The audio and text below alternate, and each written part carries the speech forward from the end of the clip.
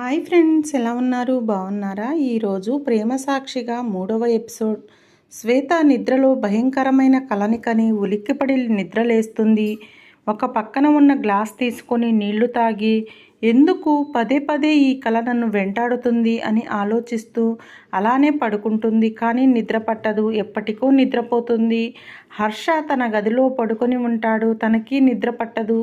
ఎందుకో శ్వేత పదే పదే గుర్తొస్తూ ఉంటుంది.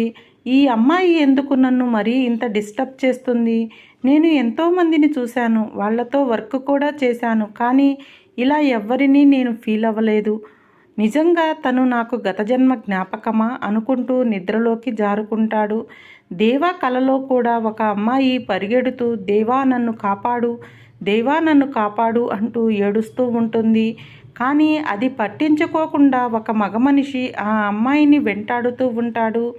అది ఒక గుడి. సేమ్ శ్వేతకి వచ్చిన కలే హర్షకి కూడా వస్తుంది.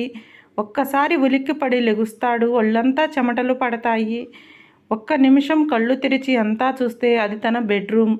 ఇక పక్కన ఉన్న వాటర్ తీసుకొని తాగి చెమటలు తుడుచుకొని అసలు ఎవరి ఈ అమ్మాయి, ఈ దేవా ఎవరు, ఎందుకు పరిగెడుతుంది, తన్ని ఎవరు అట్లా వెంట్లాడుతుంది అని ఆలోచిస్తూ పడుకుంటాడు. కానీ తనకి నిద్ర పట్టదు.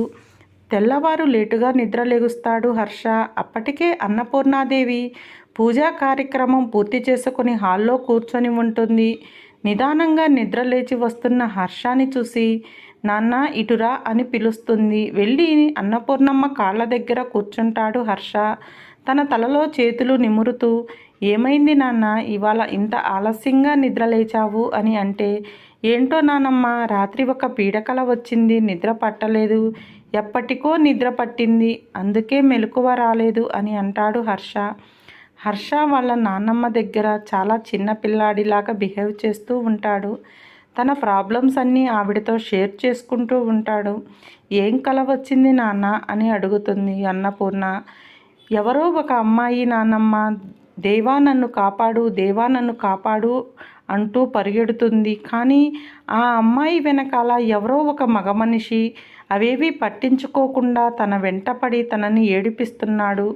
ఇలా వచ్చింది నాన్నమ్మ అని చెప్పి అనగానే, అది కల కాదు నాన్న, మీ చిన్న తాత చేసిన దారుణం అని మనసులో అనుకొని ఆలోచిస్తూ ఉన్న అన్నపూర్ణమ్మని ఏం ఏం నానమ్మ, ఏం చెప్పవు, ఎందుకు అలాంటి కల వచ్చింది నాకు అని అడుగుతాడు హర్ష.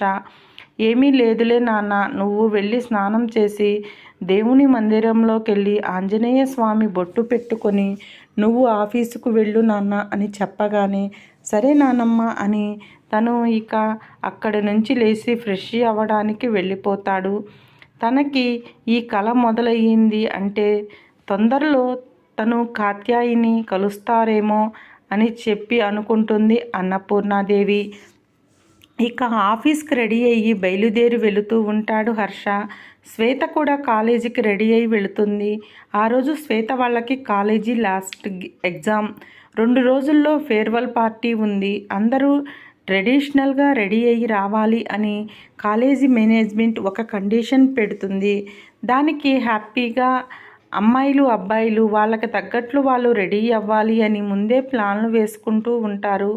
ఇక ఎగ్జామ్ అయిపోయిందని శ్వేత వాళ్ళ ఫ్రెండు అందరూ హ్యాపీగా బయటికి వచ్చి కేరింతలు కొడుతూ ఈ రోజుతో మన కాలేజ్ లైఫ్ అయిపోయింది అని చెప్పి సంతోషంగా చిందులు వేస్తూ రేపు అందరం చక్కగా మంచిగా రెడీ అయ్యి వద్దాం అని ప్లాన్ వేసుకుంటూ ఉంటారు.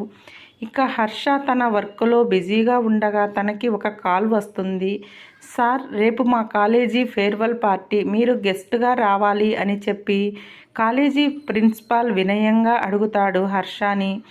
నేనేం చెప్తాను అంటే, మీరు చిన్న వయసులో ఇంత గొప్ప స్థాయికి వెళ్ళారు, మీరు వాళ్ళకి 4 మంచి మాటలు చెప్పి వాళ్ళని ఇన్స్పిరేషన్ చేయాలి, మీ మాటలు నలుగురికైనా ఇన్స్పిరేషన్గా మారాలి అని చెప్పి అనగానే, సరే తప్పకుండా వస్తాను అని చెప్తాడు హర్ష. అన్ని కోట్ల ఆస్తులు ఉన్న హర్షకి గర్వం ఉండదు. చాలా సింపుల్గా ఉంటాడు. అలా అని తనని తక్కువగా అంచనా వేయకూడదు. తను అనుకుంటే ఎంతటి కష్టమైన పనైనా సాధిస్తాడు. అందుకే అంత చిన్న వయసులో హర్ష ఇండస్ట్రీస్ అని ఒక పెద్ద కంపెనీని స్టార్ట్ చేసి తను సొంతగా ఎదిగాడు. వాళ్ళ తాతల ఆస్తులు ఎన్ని ఉన్నా అన్నీ నాకు చెప్పుకోవడానికి మాత్రమే, నేను వాడుకోవడానికి కాదు అని తన కాళ్ళ మీద తను నిలబడ్డాడు హర్ష. ఇక తెల్లవారింది. ఉదయం హడావుడిగా లేచి రెడీ అవుతుంది శ్వేత. ఏమిటి అమ్మడు, ఇంత త్వరగా లేచావు ఈరోజు?